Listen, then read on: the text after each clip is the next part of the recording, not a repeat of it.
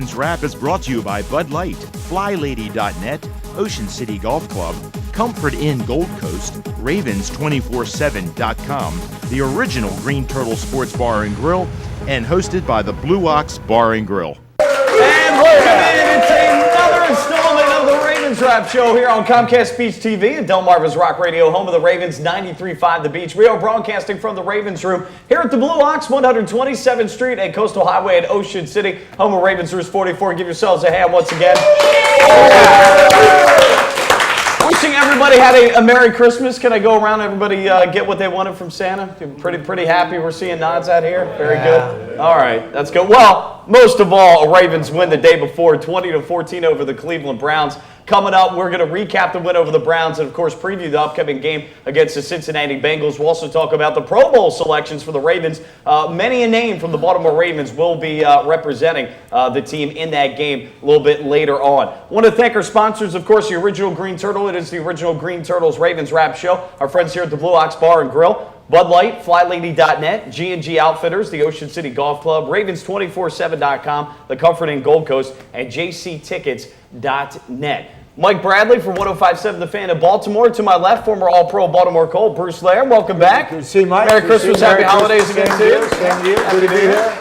Former Lehigh College player, OC local, John Gehrig. John, Merry Christmas, Happy New Year. Christmas. All the everything go good? There he is. How did your kids get treated well? Two young children. Santa had to be coming to your place, man. Yeah. My boy says that on Christmas Eve, he says, I don't want Santa to come. I said, well, you could have told me that, a couple of weeks ago. Scared of Santa. Something about. He was scared of Santa. Thought Santa was breaking into his room. But he liked Santa the next day. There you go. I was going to say, absolutely. Well, it's week number 17 in the NFL, week number 16 and game 16 for the Ravens coming up. Now 11-4, still AFC North division leading. So we still control our own destiny. The Ravens with a 2014 win over the Cleveland Browns. And guys, it got started out on a good note for the Ravens. John, I think oftentimes we talk about against subpar 500 teams. Even at home, the Ravens don't necessarily get out to a strong start, but they did. They got out to a 17-0 lead, taking care of business. So we see a Steelers team and a Patriots team do. Well, I think that's what we talked about. I think everybody on this panel was not worried about the Cleveland Browns at home at the bank against the Baltimore Ravens. And in fact, I kind of made mention it's going to be 24-3. And I think what we need this team to do, the Baltimore Ravens, come in and do what they do best, run the football, put points on the board, go in at 17-0, 20-0, which is exactly what happened. But they just didn't have a good 30 minutes coming out of that. But that's exactly what they did. Put them to sleep for almost 3 quarters.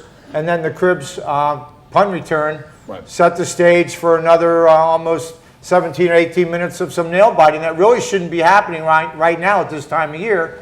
But it was the game I thought I was going to see. It really was. John, I thought great play call right out of the gate for the offense. Play action pass to Torrey Smith. You draw the penalty and sets up the first touchdown. Yeah, coming out, everything looked good. No problem, 17-0 and 3 points in the second half. We've been talking about this for a long time. You see the Patriots, you see the Saints, you see the Packers. They're just killing teams. And then when you're going into the playoffs, you want to build the confidence that you have what it takes to dominate. Even when in the Ravens Super Bowl year, remember at the end they were scoring a lot of points. They were just putting the pedal to the metal. Everyone talks about that year being the year of the defense, but in 2000, to close the season, the Ravens were scoring 30 points a clip, and we're just struggling. The Bengals. We're going to talk about the Bengals. Bengals at home. First time we played them. We had 17-point lead, I think, in the fourth quarter. Let them back in the game. They had a chance to tie the game at the end. We're just not closing bad teams or even average teams. We're not closing them out. We're not making a statement. We're not letting people know. And that's a concern. But we'll talk a lot about a lot of concerns today. So I don't want to start off on a. Well, no. There's a lot of positive stuff from the game. We didn't quite. I am the Grinch, but Christmas is over. Yeah, so Christmas is over. I have to snap out of it. And we still have a week left before the new year, before you to change your ways. So, it's a situation with, let's face it, this year from the castle, from ownership on down, the word was playoffs, Super Bowl. Everybody was thinking it. We had been there to the playoffs 3 straight years. Why not? You got a situation with a veteran team, a veteran coaching staff. No one made moves. The CBA was in effect. The lockout was going on. That was very, very paramount. And everybody at the upper echelon, Steve Bisciotti, Dick Cass, Ozzie Newsome, knew and had a plan for this year, which was give Joe some more help, make some moves, hard moves as they may be, make some moves to get a little younger, and make a push this year and try and grab one with a lot of teams in flux, in transition, coaches, all that kind of stuff. They were perfectly set up for this scenario that we're looking at right now. Now, no one ever thought that we were going to come down to the week, week 17 or week 8, week 16. For us, yeah. The last game for this thing to really happen, because home field advantage means so much. To your point, 22 new players on the roster of 53, quite an overhaul, but the Ravens, as you talked about, taking the next step, there'll be more of an overhaul probably next year with the salary cap situation, but they have put themselves in a good situation. They control their own destiny, and we'll get back to talking more about that and more coming up in our next segment. It is the Ravens Wrap Show here on Comcast Beach TV and Delmarva's Rock Radio, home of the Ravens, 93.5 The Beach. We'll be back.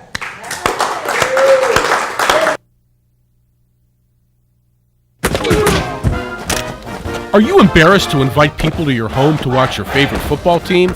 Well, don't worry, because you're not alone. FlyLady.net is the support you need.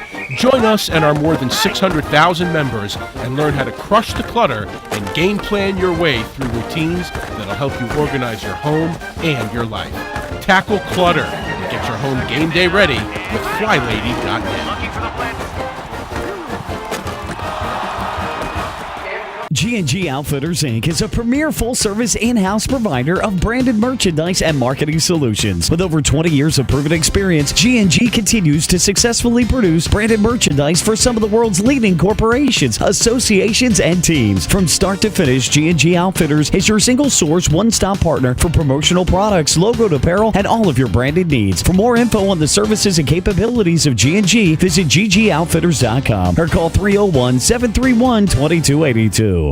In April 1959, Art Wall won the Masters, edging out Carey Middlecoff and Arnold Palmer by finishing birdie, birdie, birdie, par birdie. 1 month later, Ocean City Golf Club celebrated the opening of their first 18 holes. That course has been transformed now into one of the most scenic golf layouts on the East Coast. Come experience 36 of the most beautiful and challenging holes you'll find anywhere.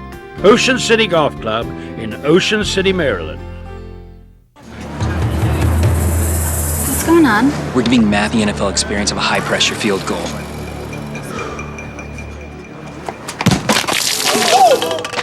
Look out! It's terrible, man! There's an easier way to get an ultimate NFL fan experience. Just snap the tag wherever Bud Light is sold and you can win. Bud Light in the NFL. Here we go. Hey, it gets easier. Really? No.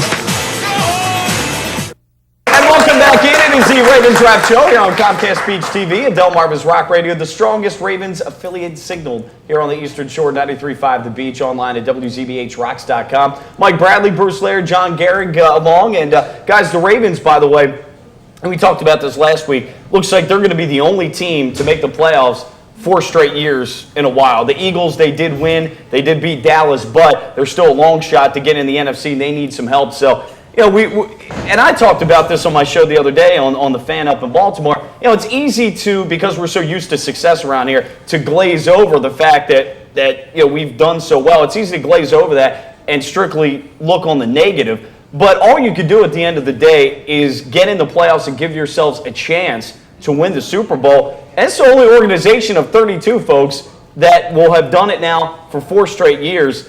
We got to take a time out and kind of just realize that for a second. You look at the Cleveland Browns, that's a vastly different situation there. We're kind of spoiled. Look at the Orioles. I mean, let's flip seasons well, here. that's another one, yeah. Well, I we're not spoiled there, that's for sure. We are spoiled to that effect, and I think, again, because it comes from the organization, and I don't mean this in a negative way. They come out there, they're basically saying, this is what the game plan is. In a strike-shortened year, it didn't shorten the season, but you had a CBA, you're ready to go. We really feel we're positioned in the best possible way with this situation to take it to the next level. What is the next level for the Baltimore Ravens and its fans? The organization, I'll tell you one thing, because we all know Steve, he's been to this program. It's one thing to win the Super Bowl. In order to do that, you got to get to the tournament. So we're in the tournament now. We're going to be in the playoffs. Now the next phase is, and everybody's thinking about it because we've been there 3 years in a row, how far can we go and what's our next step? That's why you're getting the questions and maybe the concerns, and you're getting that, because we've been there, done that before. Yeah, well, and they watch television. You got ESPN. You see a million times. You may not even be in New Orleans. I see more New Orleans Saints than I've probably seen in my lifetime. And you watch some of these teams and you go, wow, are we that way? And that's what's driving all this. Yeah, when you see last night, Saints just putting the pedal to the metal against a good Falcon. I mean, that's a playoff team. The Falcons were hot coming in, won a bunch of games. Yep. And they just, really, that game wasn't that close. They went up and down the field pretty much at will, except that third quarter. So you're looking at the Saints, you see the Packers, you see the Patriots obviously have some holes. Obviously you have the Steelers, and there are a bunch of other teams in an 8-8 type of league. For the Ravens to be getting to the playoffs 4 years in a row. You're right, Mike. I mean, we tip our hat to our ownership, our general manager, and all the scouts and the management and the coaching staff and the players, of course. But no one remembers who made the playoffs. They don't. I mean, it's good that we get to the playoffs. It's good to talk about today.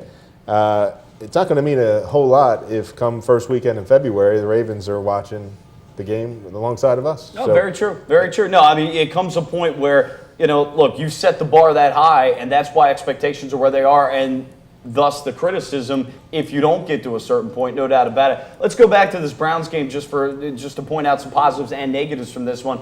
A 20-14 win in this one. We always, our Ray Rice number, our Ray Rice quotient, because it's important with it. How many touches did he get in the game? 26 of a total 62. So again, doing a pretty good job of making sure that's at least a third of the plays right there. He had a game 23 for 87. Ricky Williams 10 for 45. I mean, does Ricky Williams have 10,000 yards rushing yet? I mean, what's the deal with that? Not close. Not yet. Not close. I mean, can he please can he start the game and just get to 10,000 so we don't have to see him come into the game? I don't know if that's part of the reason. I saw that stat. I said, there it is right there. Ricky Williams are trying to get him his 10,000 yards. Well, if Ray Rice has 62 plays, I want Ray Rice to touch it 52. 52 times. All right. Well, we know where you stand. You've more than made it clear about Ray Rice and where you stand with him, this season and going forward. But the Ravens able to run the ball. Bruce, not to the level that they did up in Cleveland, but you wouldn't expect that they were going to. Dick Geron's a smart guy. That's a better front four, I think, or front seven, at least down the line, that's going to be. They've got a little talent there. Again, we did well. Joe Flacco actually had 30 yards rushing himself in that one, so that kind of boosted that number, I should say, a little bit. But they were able to do that. Definitely more run than pass. But again, the Ravens were able to offensively come in and pretty much do what they wanted to do. And we knew that. And the Cleveland Browns are who we think they are. I got to tell you something. The Cleveland Browns through the whole year in this football game, rookie through third year. So rookie through a third year. They had 31 players. 31 players. No more than 3 years experience on that football team. They had players in uniform, the Cleveland Browns, that should not be in the National Football League. And I got that not from me. I got that from somebody else. I can't tell you, but he's a elite guy, and he understands it. It's just the way that is. So we did exactly what we needed to do. That, i.e., which brings the concern back, why can't you bury a football team that should be buried? John, my favorite line, 30 seconds. Your favorite line? Yeah. What? I mean, that's my point. I mean, because people are looking for the fact you're up 17-0, you get a spark, but why aren't you burying a team that should be buried? Seneca Wallace was who's this guy? He was in Seattle. I mean, he was a bad. We'll have to pick that up, John. They had a chance to win the game. They had a chance. I want you to think about that. We got to get this guy a purple helmet. The guy that jumped off. More of the Ravens Drive Show coming up next on Comcast Beach TV.